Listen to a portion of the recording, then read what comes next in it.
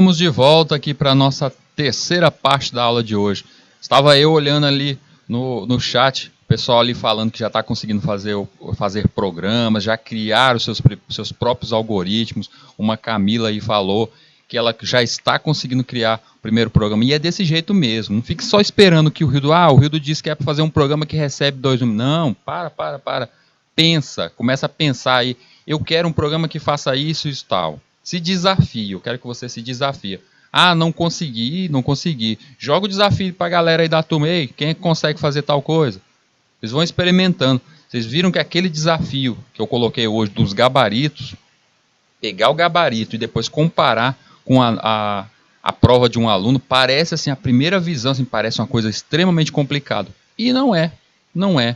Fazer a calculadora, quando a gente pensa, criar uma calculadora com menu e tudo mais, não, isso aí eu não consigo. Se você continuar dizendo que não consegue, aí que não consegue mesmo.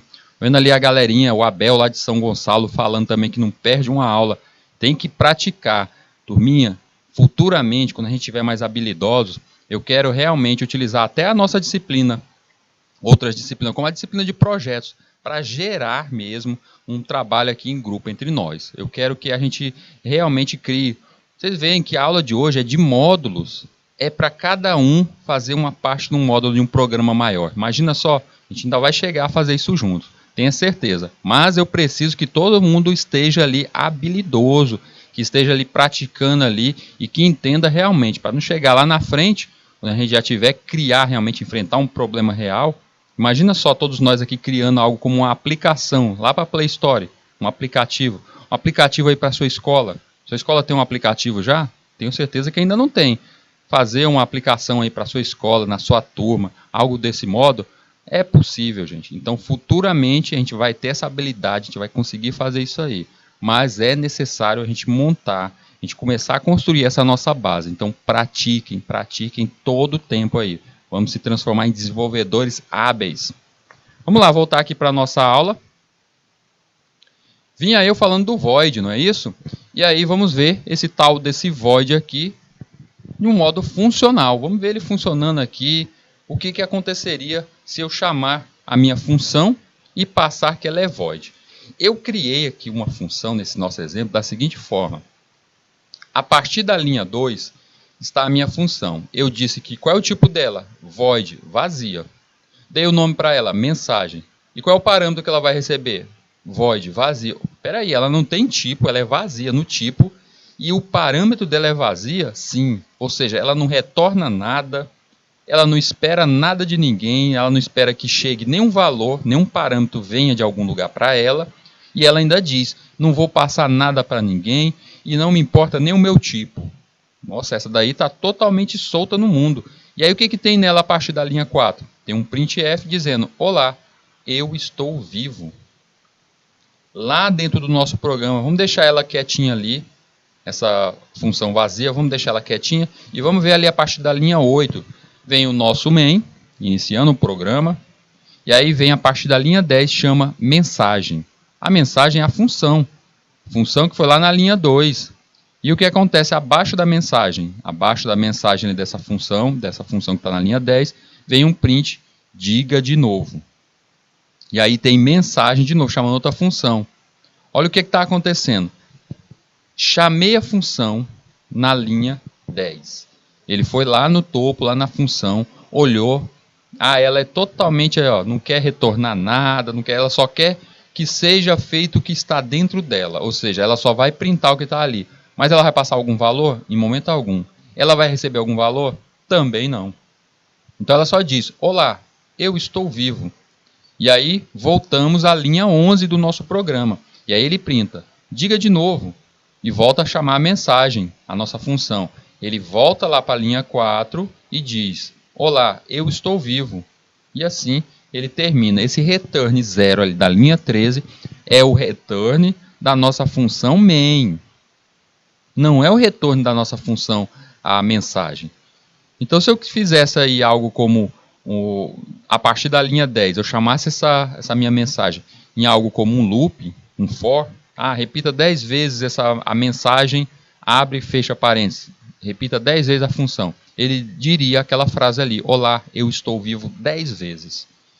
Mas o importante aqui é que a função mensagem, ela não esperou por ela ser totalmente vazia no seu tipo e no parâmetro, ela não precisou de nada de ninguém, ela não recebeu, ela não esperou número nenhum, não esperou nada de ninguém, ela só foi chamada e disse, vou falar aqui meu print, e só.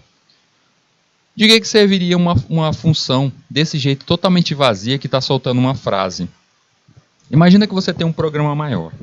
E nesse programa maior, você tem algo como aquela última aba, que a gente praticamente não entra nos programas, que diz o glossário, diz o que o programa é, sobre o programa, fala informações sobre o programa, ou seja, tem um texto ali, dizendo esse programa foi feito pela equipe tal de desenvolvimento, não é isso? A gente praticamente não vê aquela parte ali, mas sempre tem essa parte da documentação que está ali dentro do software.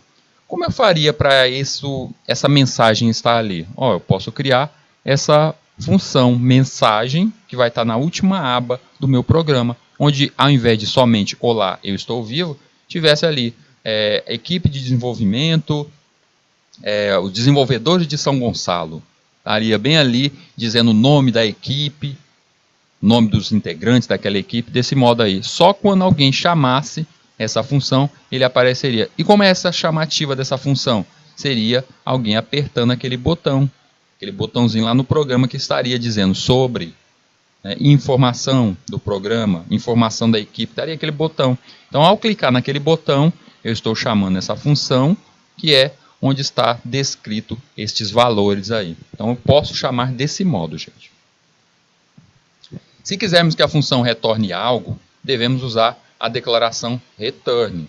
Se não quisermos, basta declarar a função como tendo tipo de retorno void. Então, se eu quero que retorne alguma coisa, digo return e digo o que eu quero que retorne.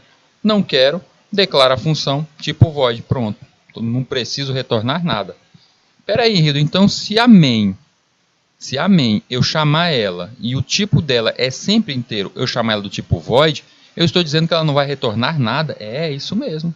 Estou dizendo que ela não vai retornar nada, eu não preciso do return. Então, se eu quiser que aquele aviso no meu programa está dizendo lá que faltou colocar o return lá no final do meu programa.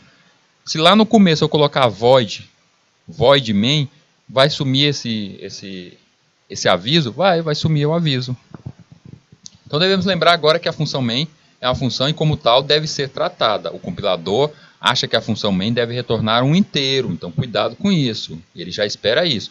Isso pode ser interessante se quisermos que o sistema operacional receba um valor de retorno à função main. Normalmente, a gente não coloca um void main, porque se eu colocar void main, eu estou dizendo que ela não vai retornar nada.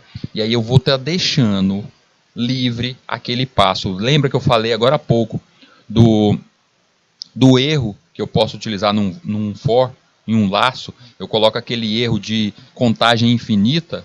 Pois é, se você colocar um void main, eu estou dizendo que esse tipo de falha pode acontecer. Meu Deus, por que alguém colocaria então um void main e criaria um looping daquele jeito, um for qualquer, que cresceria ao infinito e não deixaria que o compilador percebesse que aquilo dali seria uma falha lógica e aí travaria a máquina toda?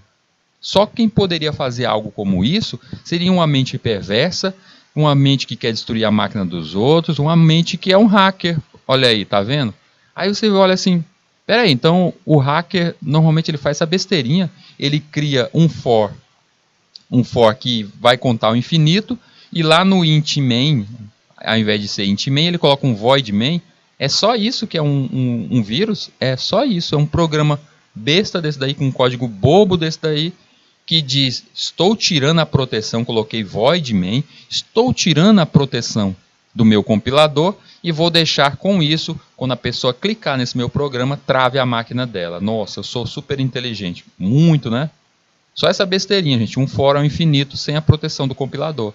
Então aí daí vocês percebem o seguinte, os reais desenvolvedores, os reais programadores, a gente sempre elogia, a gente fala muito bem, o cara ele conseguiu fazer isso, fazer um vírus, fazer uma invasão. Parece que essa pessoa é essa coisa toda, mas não é. Normalmente, Você destruir algo é muito mais fácil do que construir. Então, quando a gente vai criar um código defeituoso como esse, é facinho. Vocês agora já sabem como constrói isso. Vocês já sabem que fazendo um for defeituoso e chamando, ao invés de simplesmente a int main chamar void main, eu vou estar conseguindo travar um computador de uma pessoa. Então, não é uma coisa assim tão inovadora, uma coisa tão excelente. Vírus nasceram, a maioria dos vírus que a gente vê, eles nasceram de erros, de falha. Uma pessoa comum como nós aqui está ali a criar algo, a desenvolver um programa e aí vacila num código como esse, coloca um for errado, coloca um while errado e aí cria ali de uma forma qualquer um tipo de travamento na tua máquina. Então não é uma coisa tão inteligente assim esse tal desses vírus, gente. Se assim o quisermos, devemos nos lembrar da seguinte convenção. Se o programa retornar 0, significa que ele terminou normalmente. E se o programa retornar um valor diferente de 0, significa que o programa teve um término anormal. Se não estivermos interessados neste tipo de coisa, basta declarar a função main como retornando void. As duas funções main, ou seja, abaixo, que a gente colocou abaixo ali, são válidas. Olha só o que eu disse aqui. Chamei aqui um void sem estar lá no início, ela não está dizendo nada. O que a primeira está dizendo? Os parâmetros delas estão vazios. Essa main aí, ela não está esperando nada de parâmetro. Ninguém vai me passar nada. Perfeito, ok. Mas ela tem um return 0 ali dentro. Já a segunda, onde tem void main, tipo void, ou seja, ela é do tipo vazio, ela não precisa retornar nada. E aí, o que acontece é, ela está preparada para não receber nenhum aviso, não fazer nada, se o programa estiver ali um término do tipo anormal. Então teve qualquer coisa errada ali, chamei ela de void main, ele não vai paralisar, ele vai continuar, vai seguir à frente. Mas existe alguma coisa válida, uma habilidade para isso, eu chamar ela do tipo void main ali no início? Às vezes o seu programa você quer realmente fazer parte do seu programa, uma função, sem esse retorno, porque você quer fazer uma tratativa de erro, algo a mais, uma questão lógica, que isso a gente vai ver lá na frente, principalmente quando a gente estiver trabalhando com conexões de computador a computador e conexões em banco de dados. Aí a gente vai entender um pouco que essa função aí, a função main com o void, ela vai ser válida, tá? Mas por enquanto, vamos só manter esse conhecimento de que o void é repassando o nada, o vazio, ou seja, quando eu chamo um void main, eu estou dizendo, eu não estou esperando retorno algum. Bora entender um pouco dos parâmetros. Um parâmetro é um valor que é fornecido à função quando ela é chamada. É comum também chamar os parâmetros de argumentos, embora argumento esteja associado ao valor de um parâmetro.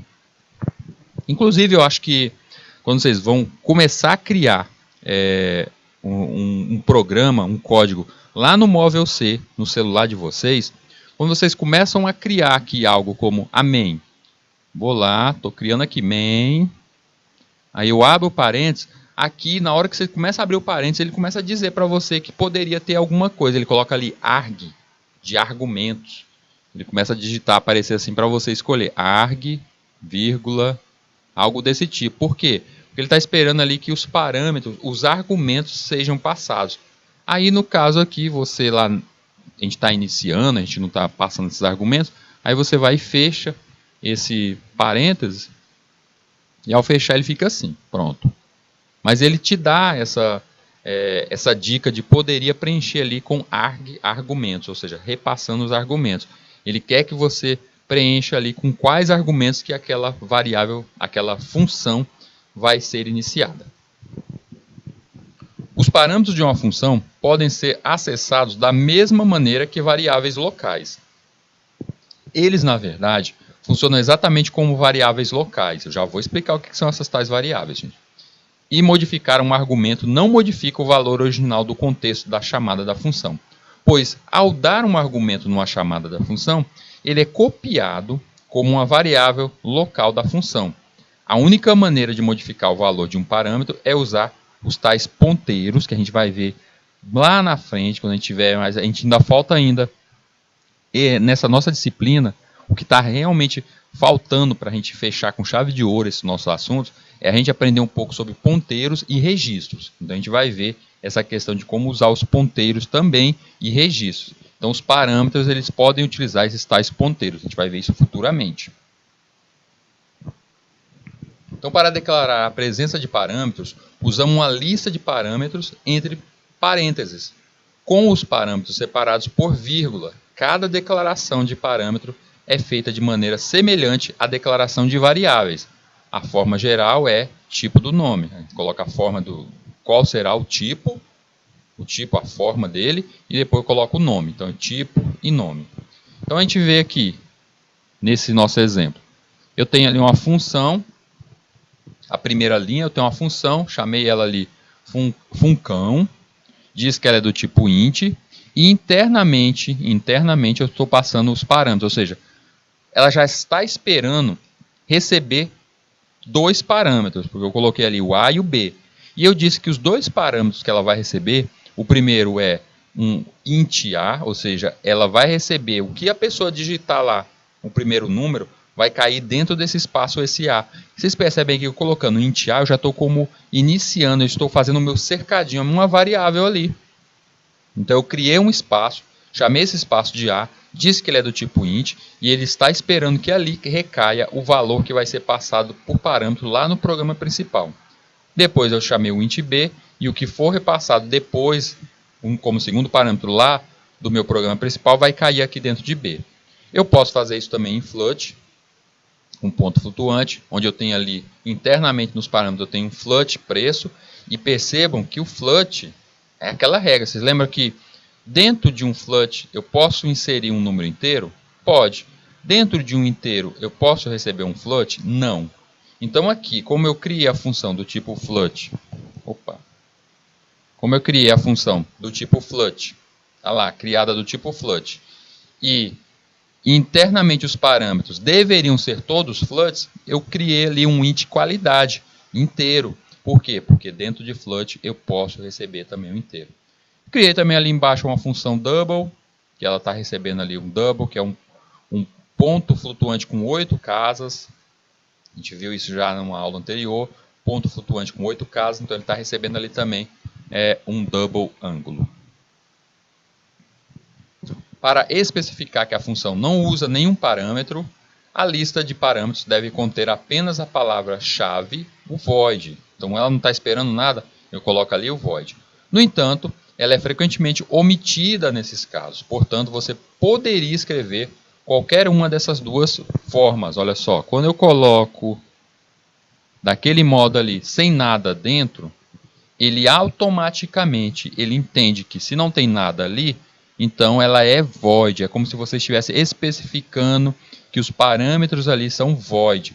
Então quando eu chamo int main, abre e fecha parênteses e não coloco nada dentro do parênteses, eu estou dizendo que ela não está esperando nada. Ela está sendo void, está sendo vazio. Tá? Então vamos fazer desse modo aí. Int main sem nada dentro, ela não está esperando nada porque é como se fosse um void. Aí se eu quisesse que ela esperasse algum parâmetro do tipo inteiro tal, então eu tinha que especificar como a gente viu aqui, ó, int A, vírgula, int B, quantos eu vou utilizar ali. Note que os nomes dos parâmetros são usados apenas na própria função para distinguir os argumentos. Eles não têm nenhuma relação com as variáveis usadas para chamar a função. Então quer dizer que se eu chamei ali, olha só nessa primeira linha, int função, tá lá, int funcão, e dentro dela os parâmetros é o int A e o int B. Ah, você disse que ali aquele int A e int B é como se eu tivesse criado duas variáveis ali, dois cercadinhos. Sim, essas variáveis ali, esse A e esse B, essas são variáveis que podem ser utilizadas lá no programa principal? Não. Tá? Ela só funciona nesse local aqui. E é isso que a gente tem que entender com as tais variáveis locais. Tá? Então, olha só nesse exemplo, antes da gente partir para entender o que seriam as tais variáveis locais. Eu tenho um programa. Nesse programa, eu peço para que a pessoa digite um número fracionado, um número que tenha vírgula, e eu vou dividir em duas partes. Eu vou dividir, reconhecer qual é a parte que tem número inteiro, a parte antes da vírgula e a parte depois da vírgula. Como é que a gente faz isso? A parte fracionária e a parte inteira. Como é que a gente faz isso? eu começo ali o meu programa, criei uma função, chamei ela de void separa, tá? Já, porque o nome tem que se remeter a algo que está sendo visto ali, void separa, e aí internamente, dentro dos parênteses, eu estou esperando três valores a serem recebidos. O primeiro, um float num, porque é um ponto flutuante, ou seja, o número que a pessoa vai digitar, que tenha vírgula, depois um int x, esse int bem aí, ele é inteiro, tá? Esse x é inteiro, porque vai ser o número inteiro, e depois um y do tipo float. E aí, logo abaixo eu tenho que o x vai receber o int num, ou seja, o número que é a parte do num, e o segundo, o num menos o x, ou seja, sem a parte do x. Ou seja, se eu tenho ali 5.6, 5,6 menos 5, vai sobrar somente o quê? O 0,6, só a parte fracionária. Lá no programa mesmo, iniciado ali na linha 11, eu quero que vocês percebam que não necessariamente o float que está ali, está ali o float none na linha 13. O float none da linha 13, ele não é a mesma coisa do float none da linha 6. Não são o mesmo. Se fosse se a gente falasse assim, é o mesmo, por que eu estou iniciando, dizendo que ele é float? Eu só precisava chamar ele de novo none, porque ali é como se fosse um outro programa. A função que é feito dentro da função, o que é criado dentro da função fica só nela. Então eu criei um novo float none. Podia criar outro nome, ao invés de float none, para mim não confundir. Eu acho que até deveria. E por que tu criou float none? Para mostrar para vocês que eu estou utilizando o float none em dois espaços no meu programa e são coisas diferentes. Então eu criei ali o float none, o frace, criei uma outra do tipo inteiro, a variável com nome inteira, e aí venho pedindo, digite o número real fracionado. O número real vai cair dentro de none, está dentro de none ali na variável none da linha 3 que a gente criou. E aí vem, a função separa é chamada. Olha só o que está acontecendo. A função separa é chamada e eu passo para ela certos parâmetros. Eu vou passar o none, está ali na linha 18. Eu vou passar o none, digamos que eu tenha digitado ali no caso 5.6. Eu estou passando o valor de none, que é um float, 5.6. Vou colocar aqui em cima, 5.6, vírgula. Aí vou passar o inteira. O que tem o inteira? Gente, o inteiro está só passando um parâmetro sem nada. O inteira não recebeu nada por enquanto. E ele recebeu o frace. Tanto que aí vocês percebem que é comercial. O frace, que é também do tipo float, também nada. Ele não está passando nada. Ele só está mostrando que tem dois parâmetros ali. Então ele está passando ali dois valores que eu vou dizer que por enquanto são nulos, tá? Passei esses dois valores. Aí a gente vai lá para a nossa função. Porque eu chamei ela, não foi? Eu chamei ela na linha 18, passando aqueles parâmetros. Lá na linha 6, o que acontece no float none? Lá, void separa na linha 6. O float none vai receber o que tem dentro do none, que é 5.6. Então, ao invés de ler ali float none, eu recebo 5.6 e esse 5.6 recai dentro do none, ali dentro da nossa função. No x, o int x, ele está esperando um número inteiro, x. Ele recebeu ali nada por enquanto, mas ele sabe que é do número inteiro. O float, o y, ele é nada por enquanto, mas ele espera ali um tipo flutuante. E aí a mágica acontece ali, o x, que já foi inicializado do tipo inteiro, vai receber justamente a parte do inteiro, e o y vai receber ali a parte do flutuante sem a parte inteira. E aí o que ele acontece? Ele tem ali os valores de x e y, esses dois bem aí, e ele vai retornar para os espaços do endereçamento. Não foi passado os espaços de endereço, então ele está colocando dentro de x e y no endereço que é o inteira e o fracionário. Resultado, ele retornou esses espaços aí, esses parâmetros. Percebam que void separa, a separa, ela é void, ela é vazia, ela não espera nada, ela não precisa de nenhum retorno. Mas os parâmetros não são vazios. Então eles retornam aí esses valores do inteira e o Frace com os valores de x e y. E assim, NaN. Qual é o NaN que tem ali na linha 18? Linha 18 foi o 5.6. Então, o número digitado foi 5.6. E aí, na linha 21, a parte inteira que vai ser mostrada é o que está dentro de inteira. O que está dentro do endereço de inteira? É o que a gente viu lá dentro de x, lá na função x. E o que está dentro do Frace? É o que está no y.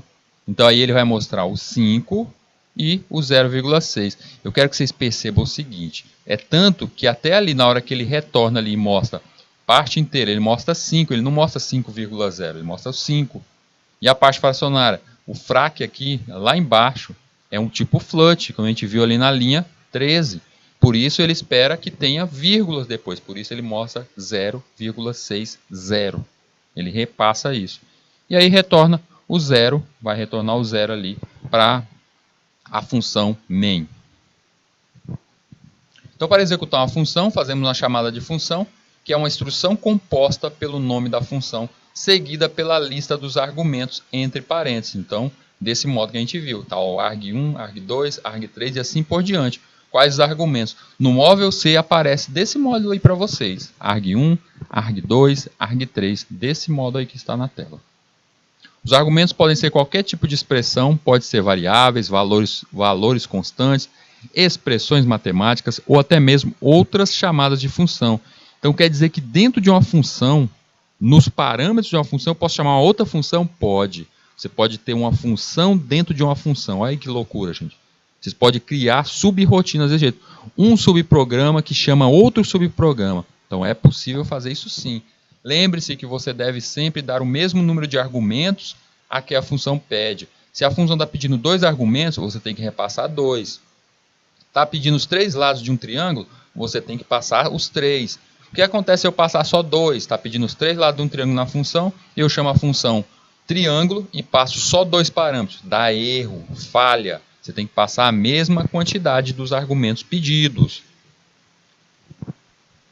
Note que o valor dos argumentos é copiado para a função de maneira que as variáveis originais ficam inalteradas, mesmo que nas funções tentamos alterá-las. A isso nós chamamos a passagem de argumentos por valor, ao contrário de por referência. Veremos como modificar as variáveis originais nas seções de ponteiros, quando a gente vai aprendendo a mexer com ponteiros, entender um pouco mais de mexer isso nos endereços. A própria chamada de uma função também é uma expressão cujo valor é o valor de retorno da função, bastando colocá-la do lado direito de um sinal de igual para guardar o valor numa variável. Como aqui no por exemplo, eu posso dizer desse modo aqui que criei uma variável x e estou recebendo o que essa variável, essa função quadrado estará passando. Ou seja, se ela passou ali o parâmetro 11, o x vai receber o valor de 11 ali, e dependendo do que tenha acontecido ali dentro daquela nossa função. Então, se a função quadrada ali, ela está recebendo aquele parâmetro e vai ser o quadrado de 11, ela vai retornar o quadrado de 11, ou seja, 11 multiplicado por 11 é o que vai cair dentro de x, gente. Então, cuidado quanto a isso. Apesar de uma simples variável ser um simples espaço, mas eu posso chamar tudo que é retornado por uma função, por seus parâmetros, o retorno recair dentro das nossas variáveis. Turminha, vamos agora para a nossa parte, nossa prática. A gente já viu bastante sobre funções, então bora praticar um pouquinho e ver se a gente consegue criar essas tais funções. Então é hora de praticar. Bora lá, bora praticar, gente. Bora praticar, ver as nossas atividades para hoje aqui. A gente vai puxar desde lá das matrizes, desde o que a gente viu em matriz, e aí utilizar um pouco sobre função. Vamos utilizar um pouco sobre isso. Então vamos montar uma matriz que peça o seu tamanho e mostre o seguinte resultado após sua digitação. Caso seja digitado 4, olha só o que eu quero aqui nessa atividade. É esse tipo de desafio que eu quero que vocês façam aí no dia a dia de vocês, no celular de vocês. Tá no ônibus, tá indo para casa? Vai lá, digita isso aí, começa a tentar fazer. Tá em casa, não tá fazendo nada, tá ali de boa, ali na redezinha, balançando, vai lá, pega o seu celularzinho, tenta criar desafios desse jeito. Montar uma matriz que peça o seu tamanho. Digitei 4, ele monta desse jeito, ó, 4 linhas e 4 colunas. Digitei 5, 5 linhas, 5 colunas. Será que eu consigo fazer isso? Tenha certeza, se vocês pararem para pensar um pouco, claro que é possível. Basta pensar o seguinte, esse número bem aí, esse 4, para ter esse dado aí de quantidade de linhas e colunas, seria interessante a gente utilizar aquele define, não é? O define, a constante. Então, se eu modificar aquele valor daquela tal define bem ali, eu modificaria esse valor aí, que vai ser comutado nesse nossas linhas, quantidade de linhas e quantidade de colunas. Então, ao invés de criar uma define, uma constante, nesse caso eu crio uma variável. E essa minha variável aí, ela que vai receber esses novos valores. O que eu faço aí? Vamos lá. Primeira linha, linha 1, chamei a nossa biblioteca básica, só vou precisar dela, stdio. Linha 2, eu venho iniciando o nosso programa, um main. E aí vem, a partir da linha 4, começando as nossas variáveis. Está lá um int dim, recebeu 0, o int linha, coluna, também do tipo int. E aí eu crio uma matriz que vai ser também do tipo int. Resolvi que tudo aqui vai ser inteiro. A partir da linha 7, eu printo pedindo o tamanho da matriz. A pessoa digita o número e esse número vai cair dentro de quê? Do dim.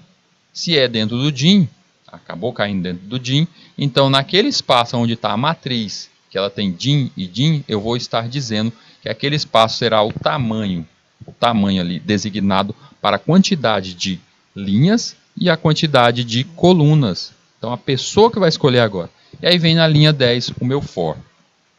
Linha 10, o primeiro for, ele pega o valor de linha zerado, que eu quero do primeiro, zerado, e aí vai até o limite do tamanho que a pessoa digitou, ou seja, linha de 0 até, a pessoa digitou 4, então é de 0 até 4, até chegar ao valor de 4 ali, menor do que 4. Então a contagem vai ser o 0, 1, 2, 3, 4, 4 itens.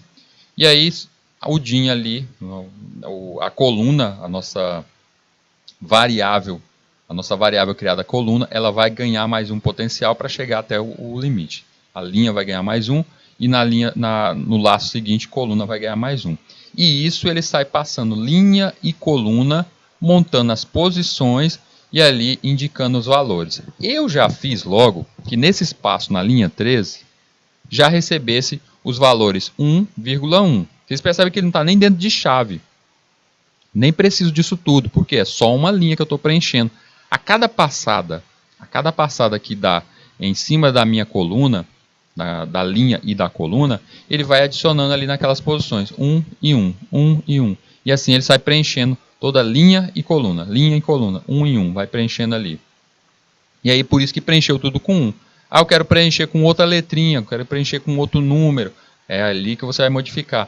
Aí eu quero que a pessoa digite ali. Então, ao invés de matriz, linha e coluna recebendo 1 e 1, eu coloco ali um printf e um scanf para colocar naquela posição aquilo que foi pedido pela pessoa, tá? O que a pessoa digitou. Depois, na linha 15, chegou o momento de mostrar isso em tela, imprimir. E aí vem o primeiro for. Também, mesma coisa, vocês percebam, gente, olha, quero que vocês notem o seguinte. Vamos reutilizar o código.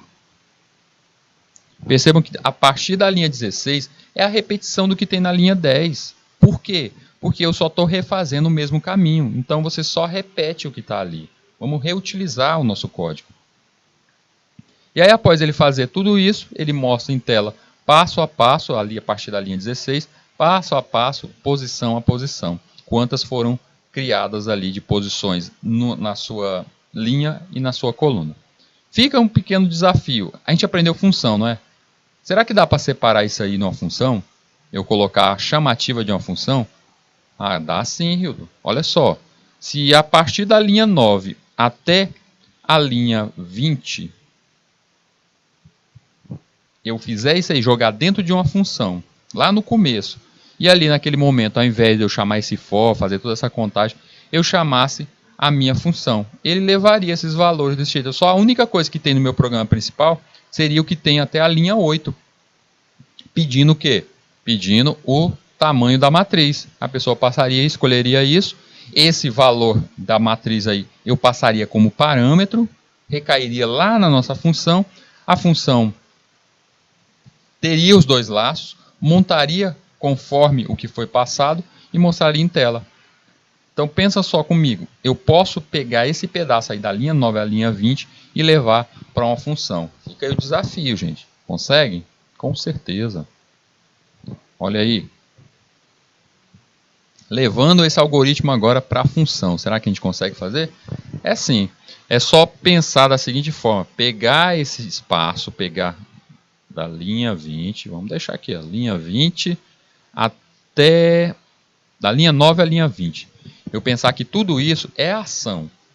É o que o meu programa principal está querendo. E essa ação, a gente vai terceirizar ela, levando para uma função. O que eu fiz? Bora pegar aqui, só ver o programa principal. Eu tenho ali o nosso main a partir da linha 20. É um main, ele iniciou uma variável A, que é onde eu vou receber o tamanho que a pessoa vai dizer. Eu quero uma matriz do tamanho 4x4, eu quero 4. Então esse 4 vai cair dentro do scanf, ali dentro do A, no endereço de A.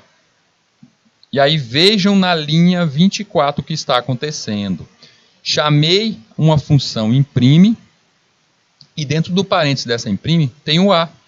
Ou seja, o que a pessoa digitar, eu vou estar passando através da letrinha A, dentro daquela variável ali. É o parâmetro que eu estou passando. Digitou 4, então imprime, ali vai ter um 4. E aí a gente vai lá para a nossa função. Bora ver o que a imprime tem? Lá no começo. Int imprime, ela é do tipo inteiro. A pessoa está digitando o número. Internamente eu chamei um int dim. Ei, não era A, Rildo? É, mas lembra o seguinte, o A, ele foi uma variável criada no programa. Esse espaço que a gente tem ali, o int dim, ela é um espaço, uma nova variável que vai ser criada dentro da função. É como se fossem duas pessoas, dois tipos de pessoas que estivessem ali. A primeira recebeu e só passou o valor para a segunda. Então a dim, ela é diferente da A. E aí a A está criada ali, recebeu qual valor que foi passado como parâmetro? Número 4. Então a dim, naquele exato momento, ela tem que ser do mesmo tipo, tá? Da primeira lá do parâmetro, inteiro no caso. Recebeu o número 4, e aí vem dentro do código dela. Linha 4, int linha e int coluna.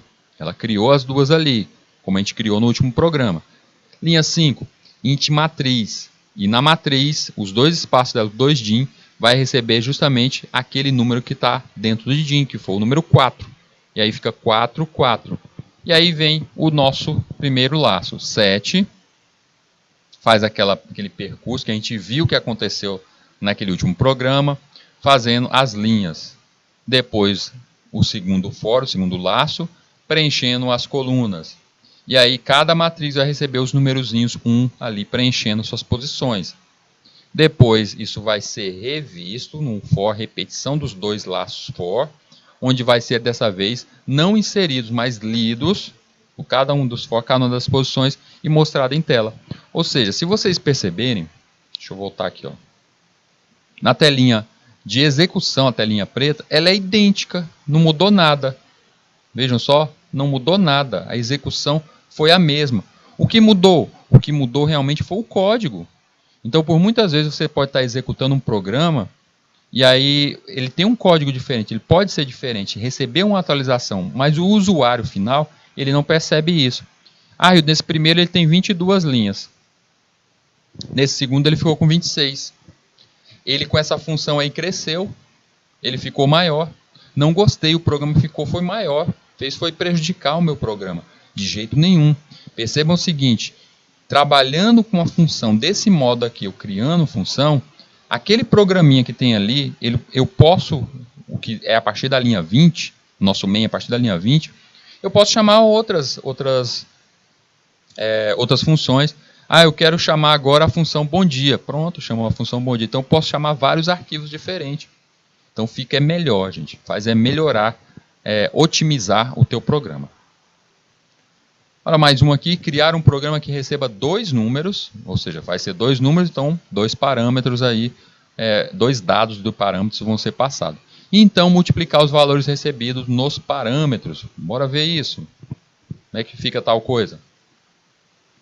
Se ele já está dizendo, está falando que é parâmetro, está falando que é passagem de números através de parâmetros, então ele falou o quê? Função. Falou de parâmetro, é função.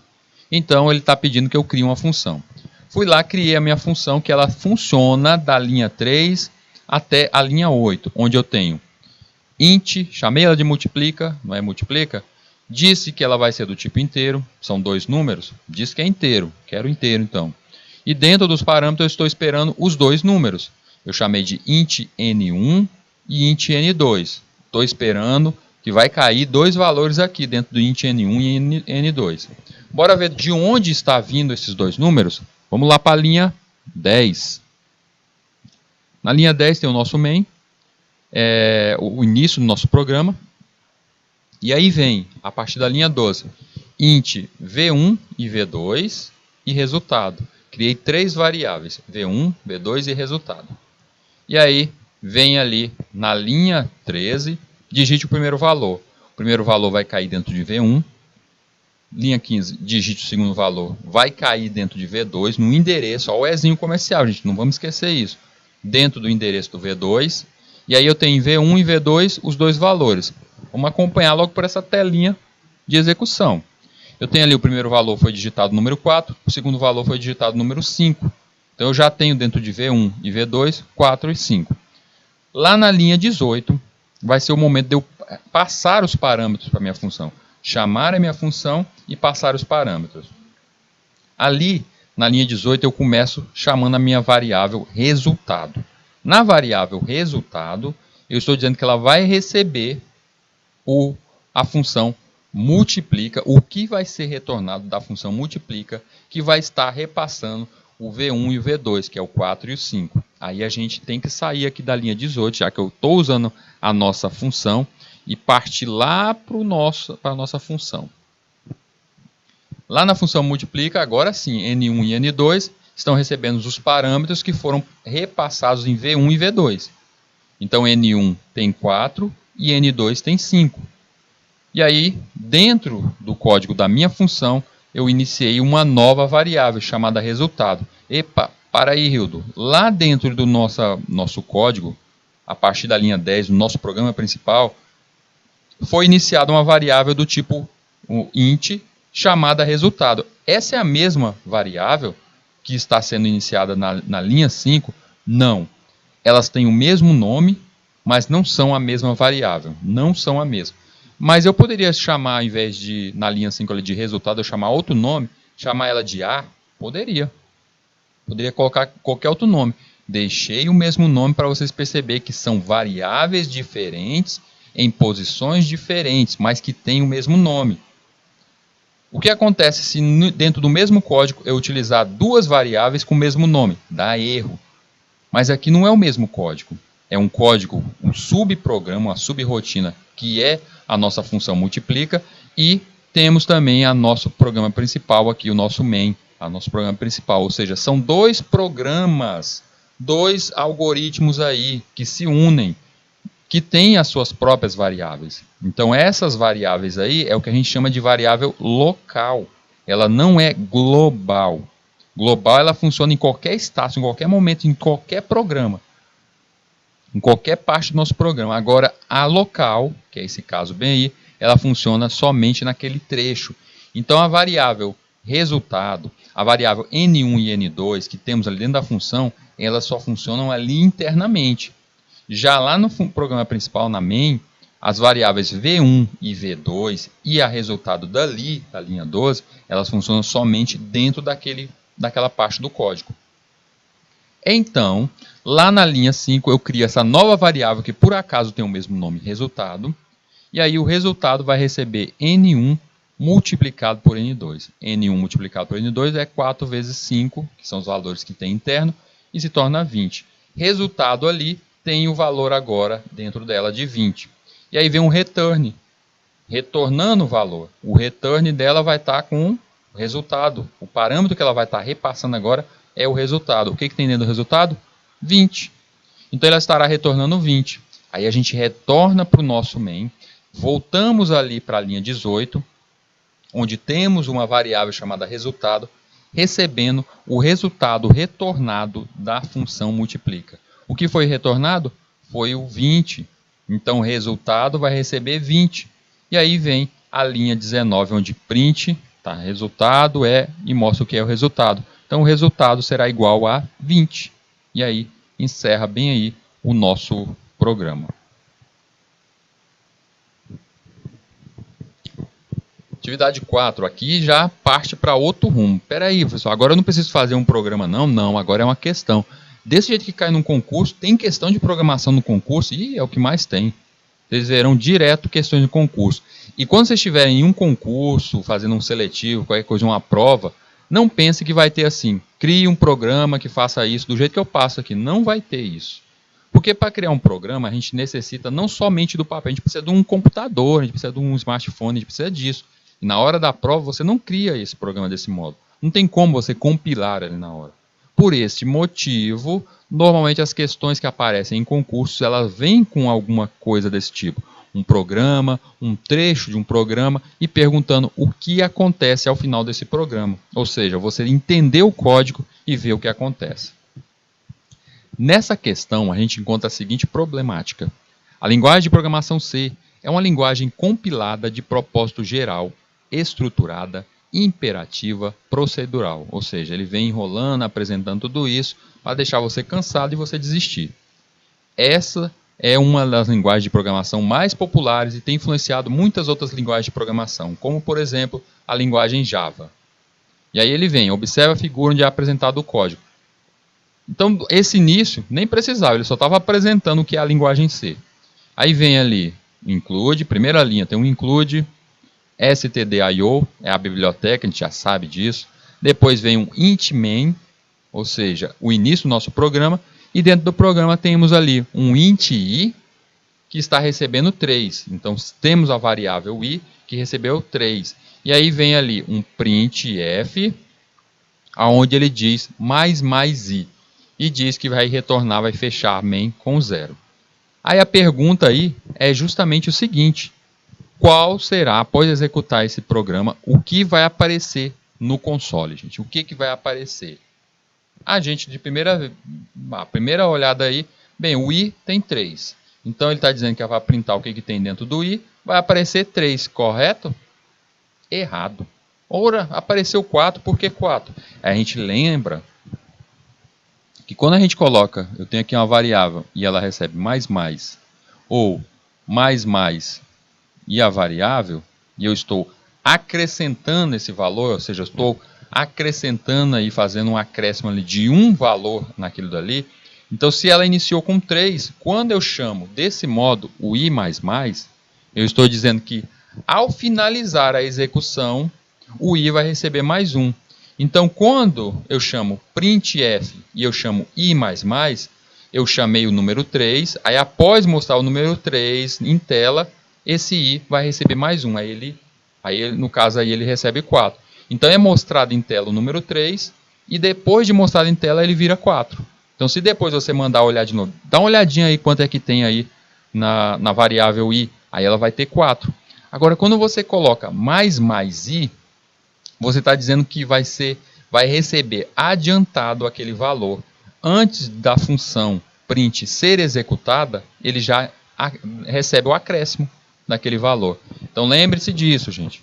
Quando eu coloco mais e a variável, menos e a variável, a ação acontece antes da execução ali da função do printf. Se eu coloco ali o i++ ou o i menos, essa ação acontece depois do printf.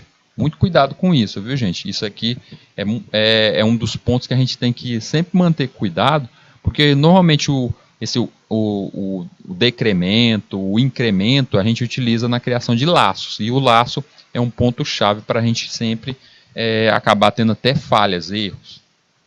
Há uma outra aí de concurso também, que diz o seguinte: assinale a alternativa que mostra o operador lógico para o ou dentro da nossa da linguagem C. A gente utilizou pouquíssimas vezes aqui esses operadores. Eu acho que até para próximas aulas aqui eu vou chamar mais alguns códigos que utilizam os operadores lógicos. A gente está utilizando pouco esses operadores lógicos. Precisa se aprimorar. E aí a gente sabe aqui que dos operadores lógicos na linguagem C, nós temos aqui o I, onde eu tenho dois itens que eu quero que os dois se usam, as duas alternativas que as duas sejam utilizadas, e o OU quando eu fico entre uma e outra. No caso aqui na linguagem C, a gente sabe que é o barra barra. Aquele barra em pé, tá, gente? Não é o barra deitada, não. Barra barra em pé, que ele funciona como OU. Ah, Rildo, tem a letra D e tem um OR. O OR também é o equivalente a um OU. Mas ela é um OU exclusivo, tá? Isso aí a gente vai ver mais adiante, falando de tabelas verdades. Isso aqui é um OU diferente, tá? No caso aqui, o OU correto é o barra barra. A gente vê que tem também o E aí, que é os dois Ezinhos comercial, tá? Que funciona também como E. Temos mais uma aqui, com relação à execução do código da linguagem C, que a gente vê aqui na lateral. Tá? Ele faz uma pergunta, vamos ver primeiro, vamos dar uma olhada no código, e depois a gente dá uma olhada entre as opções qual seria a correta. Lá na linha 1, ele começa a biblioteca stdio, depois ele começa uma função, void, ele chama essa função de exchange, tá lá, void exchange, onde ela vai receber dois parâmetros, o A e o B, também do tipo inteiro, as duas ali são do tipo inteiro. E aí, após isso, peraí, Rildo, após isso ela não fez nada. Aí a gente vê que essa é só uma chamativa para a variável que aparece no final. Então ali só estou chamando o que vai acontecer ali no final, a partir da linha 11. A gente vai entender um pouco mais sobre isso na próxima aula, como fazer isso. Eu chamo o início das variáveis e depois o código das variáveis, das funções, vão estar ali no final do nosso programa. Então o que realmente está acontecendo, e eu posso substituir aquela linha 2 inteira por o código que está da linha 11 à linha 17, começa a nossa função, recebe os dois parâmetros A e B. Dentro dessa função, ela começa uma variável chamada de temp, que é do tipo int. Esse temp vai receber o que veio no primeiro parâmetro lá em A. E o A vai receber o que tem dentro do parâmetro de B. E o B vai receber o que tem dentro da variável temp. E aí ele manda printar o A é igual a o que tem dentro de A. E o B, o que tem dentro de B. Ou seja, ele quer saber no final dessa execução o que está dentro dessas variáveis aí, o que está dentro delas após a execução dessas variáveis. Lembrando que no programa principal ali a gente tem na linha 5 as variáveis que estão lá dentro, os parâmetros, o A está com 5 e o B está com 7. Então o que ele quer fazer aí? O que ele está procurando? Eu vou colocar cada uma delas aqui. Temp, vou chamar a A e vou chamar a B. Vou colocar um espaçozinho aqui, como se fosse cada uma delas, para a gente entender. Façam até isso, tá, gente? E aí vem o A, o primeiro parâmetro que está sendo passado, ele é recebido. O B recebe também os valores ali, o 7. Então eu tenho no A o valor 5. E eu tenho no B o valor 7. Iniciou desse modo. O temp está vazio, tá? E aí, na linha 12, o temp tem início. O temp recebe o A. O temp recebeu o A. Aí. Tá desse jeito. Chegou a linha 14. O A recebe o que tem dentro de B. O que acontece quando uma variável joga, está em cima da outra? Fica desse jeito. Ele substitui, não é isso? Então o A recebe o que está dentro de B. E aí o B recebe o que está dentro de temp. O que está dentro de temp ali, gente? Não é o 5?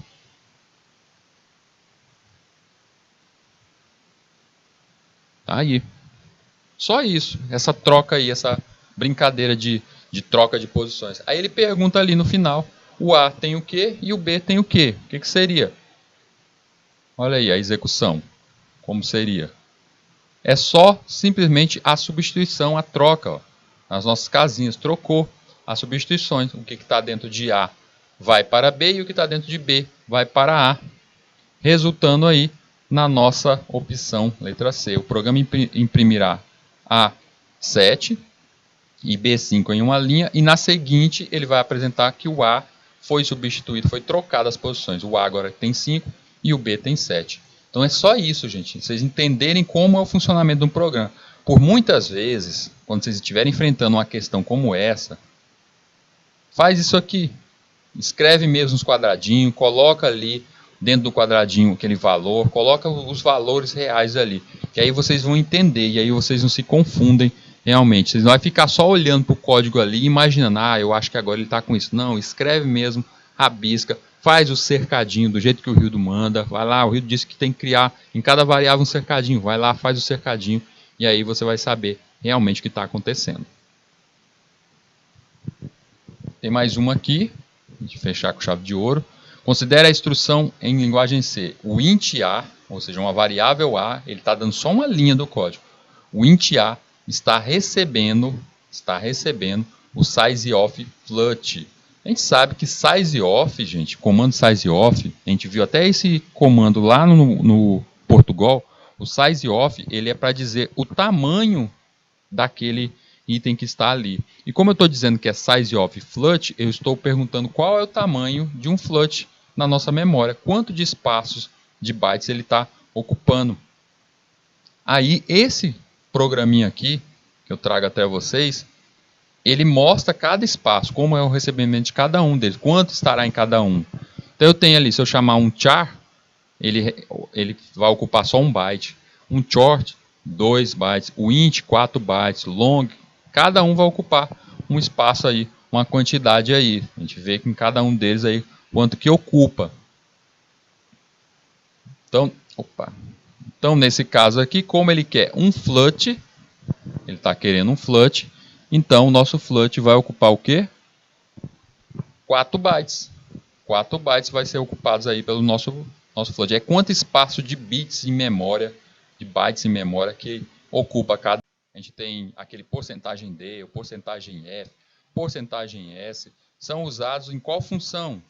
Gente, a gente utiliza isso aí direto, esse porcentagem D, quando eu preciso chamar um valor que está em D, o Dzinho, decimal, um número tipo inteiro. O F é um flut, um ponto flutuante. O S, quando eu preciso chamar uma string. Então, quando é que eu preciso usar cada um desses termos? Quando a gente utiliza o print, não é isso? Eu chamo justamente a variável que está dentro daquele print. Ao final de sua execução, o programa exibirá, a gente tem aqui, esse programinha, que ele tem ali um if n, ele passa ali a primeira função, recebe aquele parâmetro ali, o n, onde é passado da primeira ali, o x está com 1, o y está com 2, e ele quer saber que ao finalizar esse programa, quanto será printado na função ali, o x mais y, quanto é que ficará o x mais y. A gente percebe ali que o x e o y, ao ser passado, ele vai ter o nzinho aqui, o recebimento desse n, vai ser justamente o valor de x, e aí, na finalização, acontece aquela soma que eu tenho justamente o valor de 6. Turminha, para a aula de amanhã, a gente vem com tudo, continuando a falar um pouco mais de função, de procedimento, entender um pouco mais sobre isso, sobre variável local e global. Então não perca a aula de amanhã e aí a gente dá continuidade a esse nosso tema. Então, até amanhã.